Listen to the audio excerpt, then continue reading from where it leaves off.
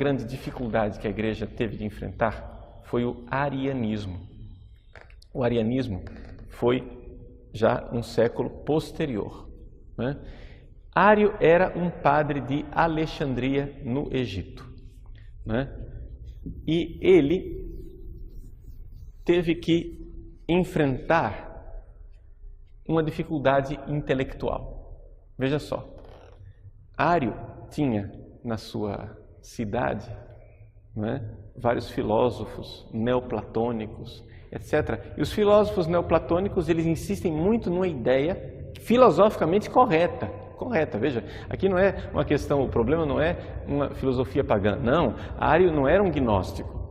O Ário, ele entrou na igreja, mas qual foi a dificuldade do Ário? Ele viu que Deus é um, Deus é uno. Se Deus é uno, como é que eu posso dizer, né, que existem três pessoas? Pai, o Filho e o Espírito Santo. Vejam que essas duas verdades, elas são verdades que estão em tensão entre si. Uma dificuldade. Como é que é três e um ao mesmo tempo? É um negócio que na nossa cabeça é complicado. Então, Ário, com as influências neoplatônicas e todo o conhecimento filosófico que ele tinha, ele chegou e disse, não pode ser três e um ao mesmo tempo. Isso é contraditório, isso é absurdo. Então, na verdade, quem é Deus é o Pai. O Filho e o Espírito Santo não são Deus. Então, vejam só, Ário tinha duas verdades de fé que estavam se contradizendo. O que é que ele faz? Ele escolheu uma delas. Chegou e disse, esta aqui não, eu fico só com esta. Ele escolheu uma, ele preferiu uma. Preferir em grego é haireu. Haireu. Haireu é preferir. É daqui que vem a palavra heresia. Hairesis.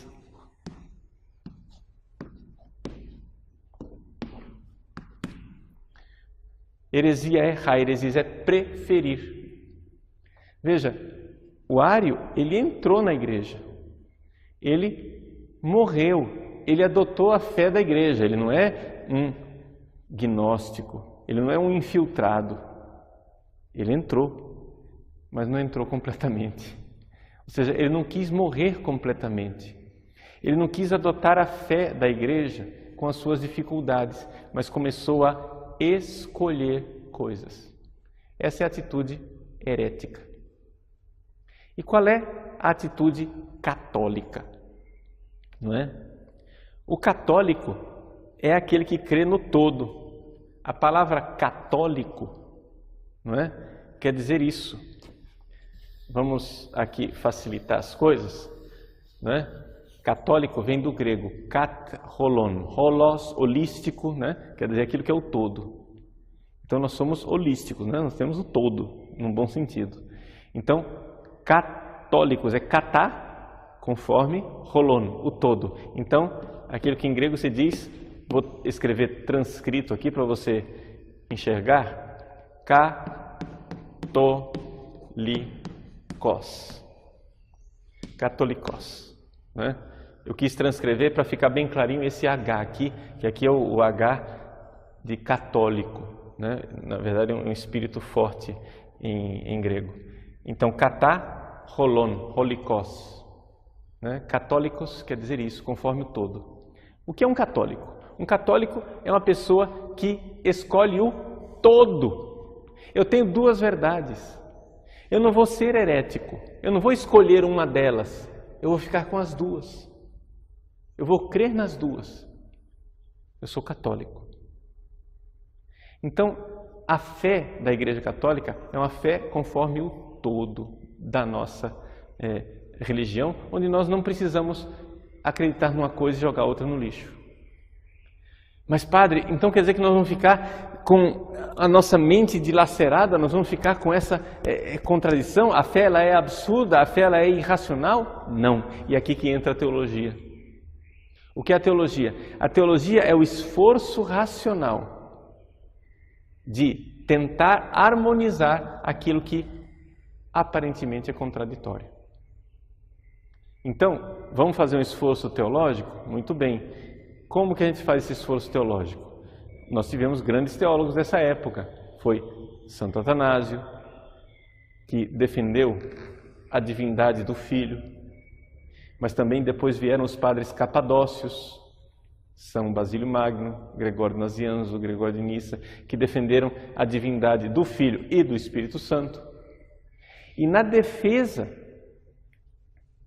da divindade das três pessoas, eles foram católicos, mas não somente, eles fizeram um esforço teológico. E o esforço teológico consistiu em explicar que, na verdade, aquilo que em Deus é um conceito que nós chamamos de natureza. Ou seja, o que é natureza? Natureza é aquilo que responde à pergunta o que é. Está entendendo? Agora, aqui nós temos pessoas.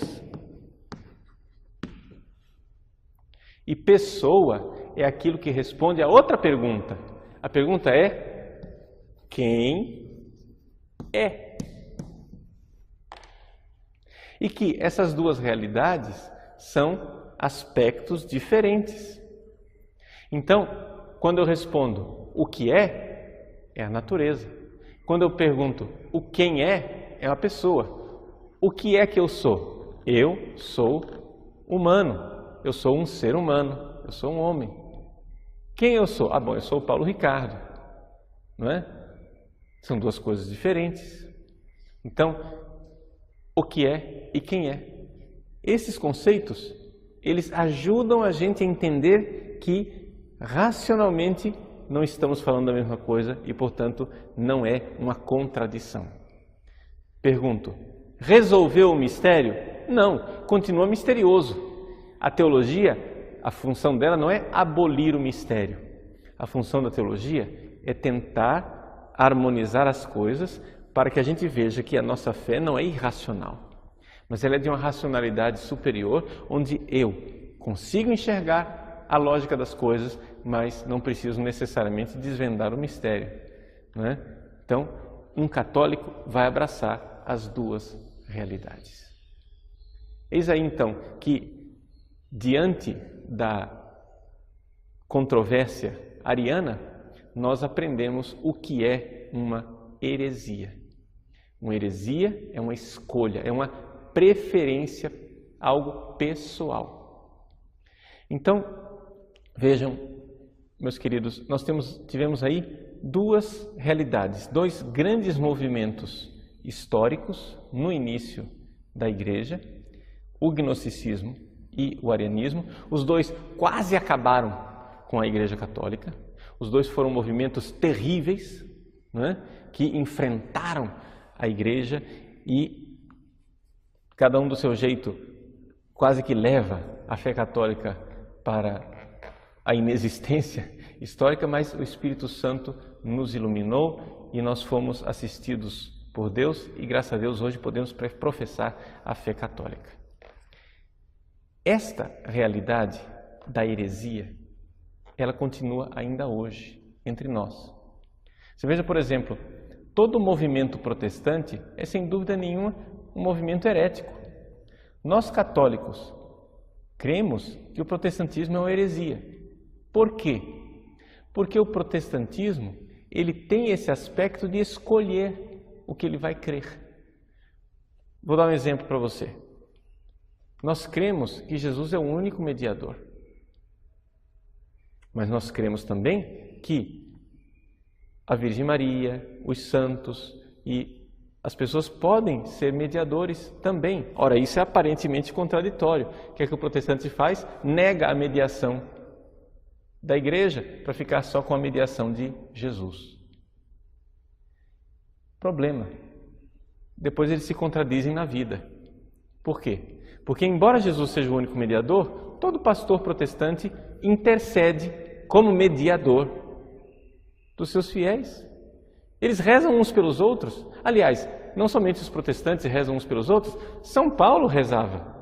O próprio São Paulo, que diz que Jesus é o único mediador, ele rezava pelos fiéis. Não é isso? Então, se São Paulo rezava, como é que você resolve essa contradição? Você aceita as duas realidades. Você aceita que Jesus é o único mediador, mas aceita também que nós podemos ser mediadores. E tenta resolver teologicamente. E como é a solução teológica? Podemos sugerir. São Paulo sugeriu uma solução. Que nós somos membros do corpo de Cristo. Nós somos membros deste único mediador. Então não são dois mediadores, é um só Cristo, só que o Cristo total. O Cristo, cabeça e membros, que somos nós. Então, pastor, o senhor pode continuar rezando pelos seus fiéis. Por quê? Porque o senhor não é um outro mediador no lugar de Cristo, mas o senhor é membro do corpo de Cristo e por isso mediador.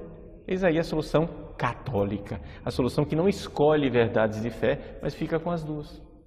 Então, vejam que dentro desse nosso processo, né, nós temos aqui verdades que se aplicam ao nosso hoje, se aplicam ao hoje da igreja. Estamos vendo a parte histórica do nosso curso, mas não é uma história que não tenha repercussão no nosso hoje. Se você quiser aprofundar sobre gnosticismo e arianismo, eu aconselho para você a leitura de um verbete de dicionário. Por que eu gosto de dicionários? Porque o dicionário te dá a essência, é um estudioso que quis resumir a coisa e fazer um resumo melhor do que eu e você faríamos. Então, nós temos este dicionário aqui, que é publicado pela editora Vozes, em coedição com a Paulus, e foi organizado por Angelo Di Berardino. Foi publicado pela Voz em 2002. Trata-se do Dicionário Patrístico e de Antiguidades Cristãs. Esse dicionário patrístico é muito bom, é confiável, cientificamente bastante sólido e também com uma visão que não é ideológica, é uma visão objetiva das coisas. Então, Dicionário Patrístico e de Antiguidades Cristãs da Voz, você olha lá o verbete gnosticismo, o verbete arianismo. Aí, se você quiser aprofundar mais ainda, aí você vai e olha o verbete Irineu de Lyon, depois Atanásio, Gregório Nazianzo, Gregório de Nissa, né? Basílio Magno, e assim você vai aprofundando a partir desses verbetes, vai tendo uma visão de conjunto a partir de estudiosos que se dedicaram a isso. Continue conosco no nosso curso de teologia. O que é que nós vimos hoje? Nós vimos que a igreja, no início, enfrentou dois grandes opositores. O gnosticismo, que era uma mentalidade pagã que se infiltrou na igreja, e o arianismo, que é um cristão que não quis morrer completamente e de alguma forma fica escolhendo, fica preferindo. Aireu é escolher, preferir. Você não tem que preferir nada, você tem que morrer. Morrer para assumir este único sujeito, que é a fé da igreja. Uma vez que você é a igreja, aí você pode fazer teologia. Uma vez que você entra na igreja católica, você é teólogo. Mas se você continuar fora da fé, fora da igreja, fora desse sujeito, vai ser muito difícil você corresponder àquilo que se espera de um teólogo. Por isso, teologia se faz convertendo. Deus abençoe você e até a próxima aula, se Deus quiser. Em nome do Pai, do Filho e do Espírito Santo. Amém.